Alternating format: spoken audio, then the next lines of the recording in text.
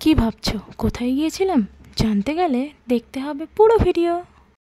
তার আগে জানাই আমার নতুন একটি ব্লগ ভিডিওতে অনেক স্বাগত ও ভালোবাসা। বেশ কয়েকদিন ধরেই মেয়ে বায়না করছে মা এক্সপোয় নিয়ে চলো, তাই আর কি টাইম বের করে একটু যাওয়া। তবে মেলায় গিয়ে দেখছি তেমন একটা ভিড় নেই। আমরা তো সানডেতে গিয়েছিলাম, বাট বৃষ্টি ভেজা ওয়েদারের কারণে হয়তো লোকজন ছিল না সেই সময়। যাই হোক, এই অস্বস্তিকর গরমের মধ্যে কিন্তু ফাঁকা ফাঁকা আমরা ভালোই ঘুরেছি। আমার মেয়ে আবার পাঁপড় জিনিসটা খুব পছন্দ করে, আর কি মজা করে পাঁপড়টা খাচ্ছে দেখো। মেয়ের সাথে কিন্তু আমরাও খেয়ে নিলাম। এক্সপো থেকে বেরিয়ে ভাবলাম আমাদের মালদায় তো আম মেলা চলছে, তাই আর দেরি না করে সেই আম মেলাতে ঢুকে পড়লাম।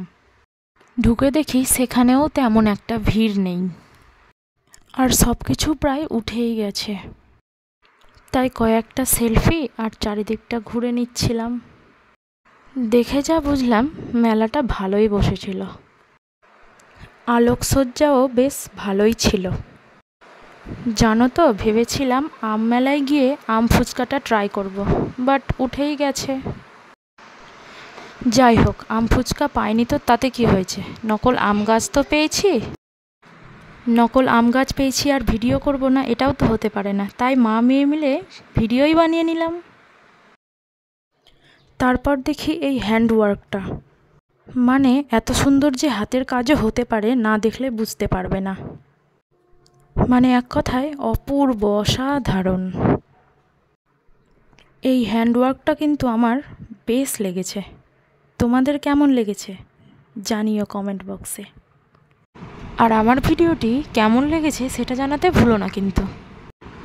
যাই হোক, ঘোরাঘুরিতে কমপ্লিট হলো। এবার কিছু খাওয়া দাওয়া না করলে চলে নাকি। খেতে খেতে বরমশাইয়ের অবস্থা দেখো।